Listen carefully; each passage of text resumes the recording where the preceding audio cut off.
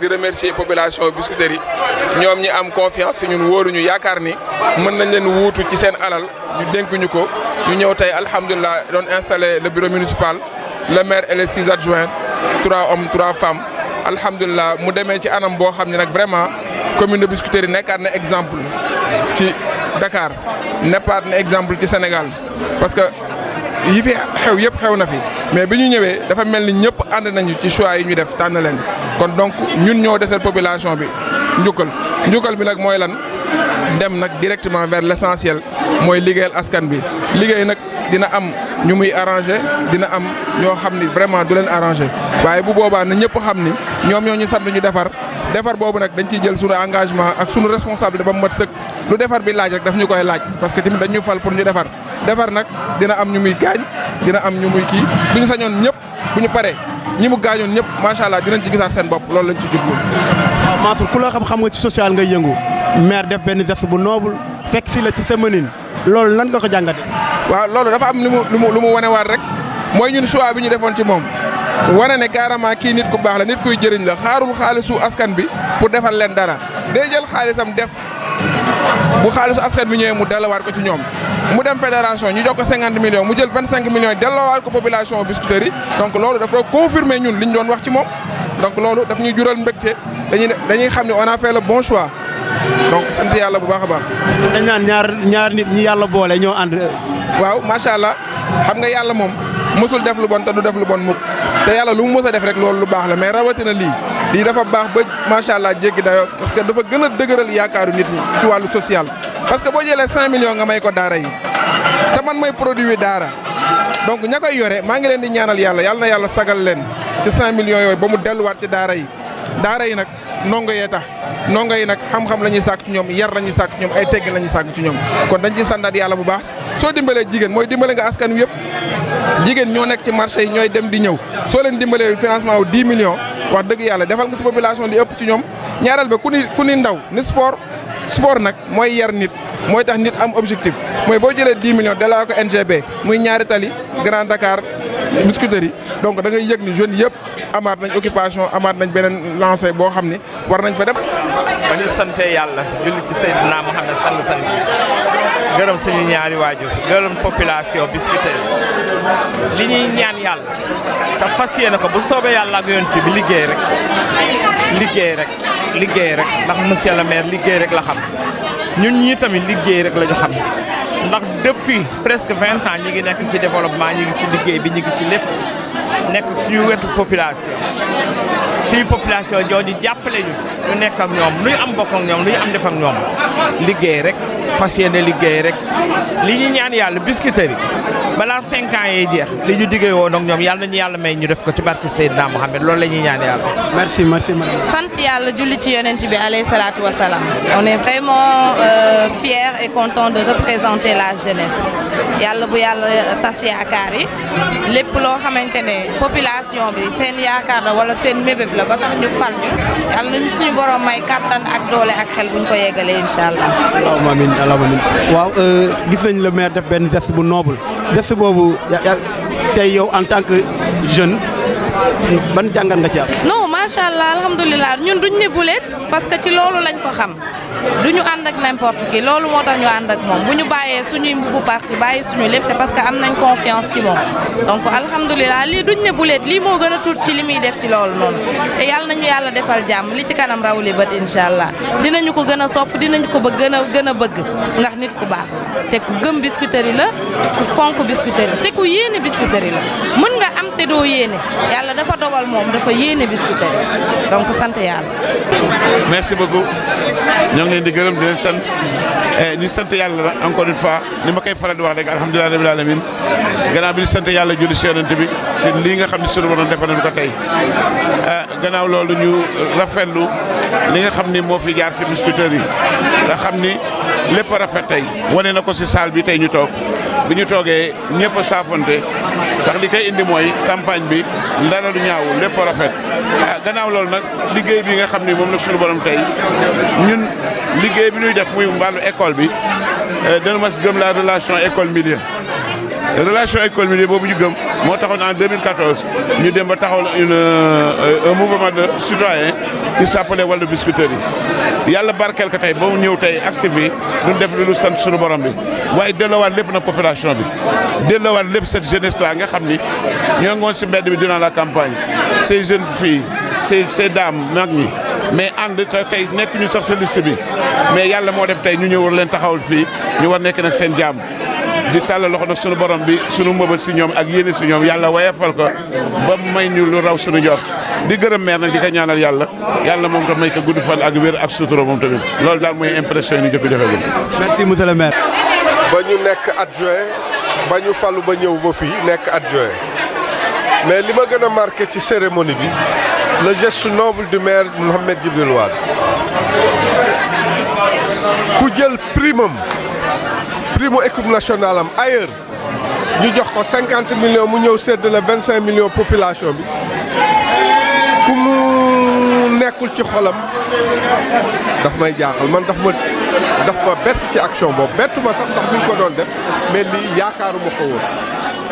loolu moo ma gën a marqué ci cérémonie bi jël sa 50 millions ni 25 millions yi mettre naa ko à la population de Biscuiterie sant yàlla 10 millions yi pour les femmes 10 millions yi pour mu eggale NGB nu mu tuddati 5 millions yi pour daara yi ni leneen li may def ci jàkka yeeg kii du ma ko yëgle sant yàlla la mais nag ñu xam ni sas nañu war nañoo liggéey commune bi cadre de vie bi baaxul toogaay bi jekkul ci mbedd yi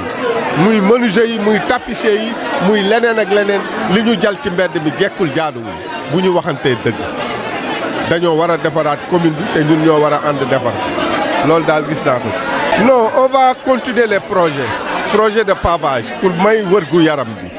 dimbali nit ñi ndegam def nañ ko lëm gi ba mu jeex nañ ko def benn tali ñaari tali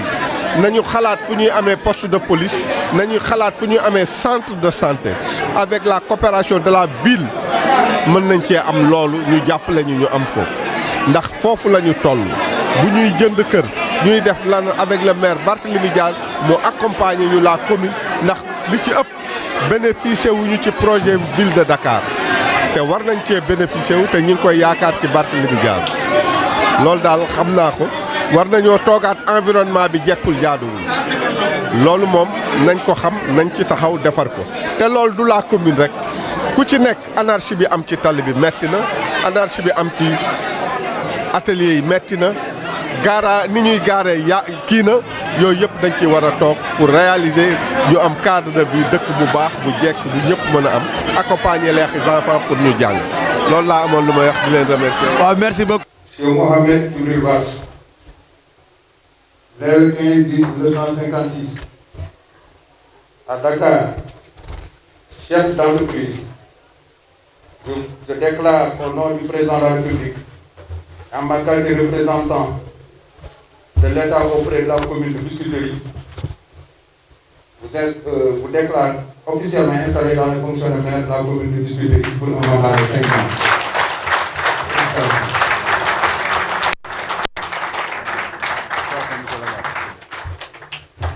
Donc ceci fait, je vous donne la parole.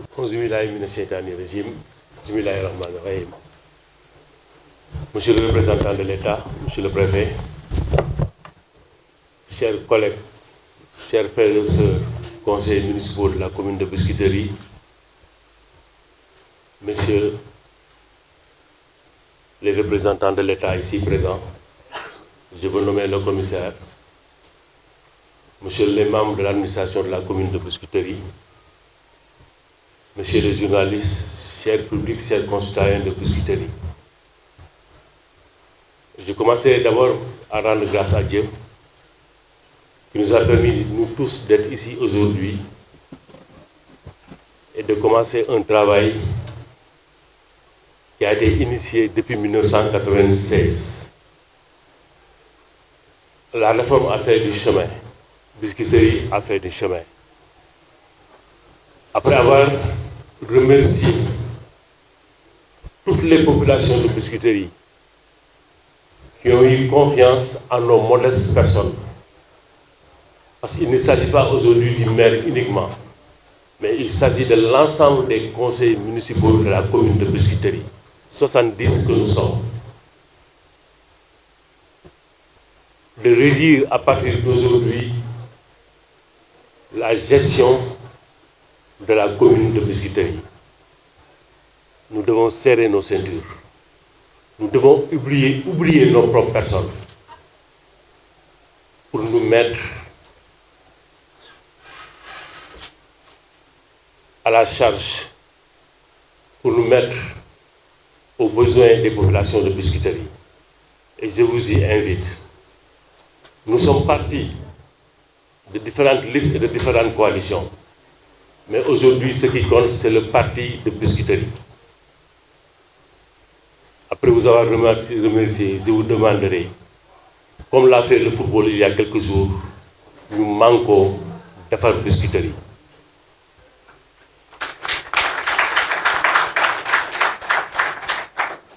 may wax ne ñun ñëpp avant lii di am dugg nañ ci commune bi ñun ñëpp ak liste bu ñu mënti demee dugg nañ ci kër yëpp wax nañu ak nit ñi dégg nañu nit ñi li ñu wax jaar nañu benn tali jaar nañu ñaari tali jaar nañu waagu ñaay jaar nañu bopp jaar nañu Sidi Bissab ñun ñëpp xam nañ ne que commune bi dafa désorganisé xam nañ ne que commune bi lu neex waaye mu def xam nañ ne que suñu doom yi sonn nañu xam nañ ne que suñu sët yi sonn nañu donc tey bu ñu jëlee teg ñu fii nañu xalaat balaa ñu xalaat suñu bopp nañu xalaat nit ñi ba pare nañu xalaat ne aussi ay nit pour ñu mën a liggéey il faut ñu organiser wu te li xew Biscuiterie ci mbedd mi boo jaaree tali benn tali bi rek li nga fa gis ak li ñu fay gis ñun ñëpp ñoo ko gisandoo jarul ñu koy wax xam nañ ne la fa nekk du dëgg du yoon donc bu ñu bëggee vivre en paix ci sérénité ci condition yu baax a baax ci environnement bu sell il faut que ñu waxante dëgg dem wax nit ñi dëgg les bonnes mesures nag elles sont souvent impopulaires bu ñu toppee nit ñi dëkk bi duñ ko defar te bu ñu xaar président de la république wala secrétaire général beneen parti wala leader bu nekk ci kaw mu ñëw defaruñ suñu dëkk ñun ñi fi dëkk ñu ñoo ko mën defar bu ñu xaar ne aussi nañu utiliser nit ñi bu ñu paree am xaalis dem dëkki feneen bàyyi nit ñi seen problème ci loolu laa leen di woo di ci woo ñëpp te xam naa ne yéen a ngi ci parce que conditions yi ñu dëkkee metti na lool lool lool. Et je fais partie des gens qui ont eu à diriger cette communauté sportive-là. Et à ce titre, j'ai reçu une somme de 50 millions de francs que je vais diviser en deux. Les 25, je vais mettre ça à la disposition du conseil municipal de ma commune. 10 vont être consacrés aux femmes. Les femmes qui sont réunies en fédération il y a de ça 3 mois. Cette fédération-là n'avait jamais existé, mais on a réussi à mettre ça sur pied et composée de toute obédience politique et non politique de la commune dirigée par Mme Koumba Nyang. Cause pour laquelle je n'ai pas voulu qu'elle soit adjointe au maire. Parce qu'aujourd'hui, nous devons travailler à aider nos braves dames. Parce que, comme le disent les Wolof, kër bu jigéen amee rek ñëpp am. Et aujourd'hui, je pense qu'aujourd'hui, nous allons essayer de lancer cette fédération-là qui n'a jamais existé à Biscuiterie. Les 10 autres millions vont être consacrés à NGB, qui a commencé un bâtiment qui a commencé à être construit, mais le bâtiment tarde à s'achever. Donc, c'est à la jeunesse de Biscuiterie. Les 5 pour les Dara. Mais là aussi, je vais dire au président de la commission qui va s'occuper des Dara que l'on évite les Dara import-export. Les gens qui en font de l'argent sur les Dara là. Les Dara doivent apprendre le Coran à nos enfants. Si ce sont des enfants qui viennent d'ailleurs, ça, il faut commencer à lutter contre ça. Il n'y a pas de sentimentalisme. Si l'islam, il faut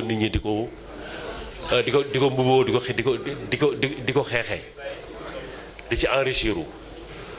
Donc, c'était pour ça, c'était cette annonce-là que je voulais faire. L'argent est à ma disposition. Les 25 autres, si c'est pour des mosquées ou bien des églises, c'est entre moi et le bon Dieu. Ni defaree nag commune bi wuute na waagu ñaay bokkul ak bopp ñaay tali benn tali Sidi Bissab ñoo xaw a nuroo waaye benn tali ak cité bisaab nuróowuñu fi la ñu juddoo fi la ñu màggee fi la ñu yaroo xam ne war nañu mën xam te xam nañu naka lañ ko mën defee compétence yëpp ñu ngi fii ñun ñëpp xamante nañu fi la ñu màggee fi lañu ñoo ànd ci lépp ñoo ci ànd politique rek moo ñu divisé woon waaye tey dama leen di ñaan ko commune bi nañu boolewaat en grosso modo loolu daal doon wax en guise d'introduction pour que ñu booloo bokk ndey bokk bàyyi au-delà des clivages politiques faire notre chère Biscuiterie Biscuiterie qui nous a vu naître, Biscuiterie qui nous a encadré ce qu'on soit de grand monsieur ou bien de grand madame. Donc monsieur le préfet maa ngi nuyu ñëpp di gërëm ñëpp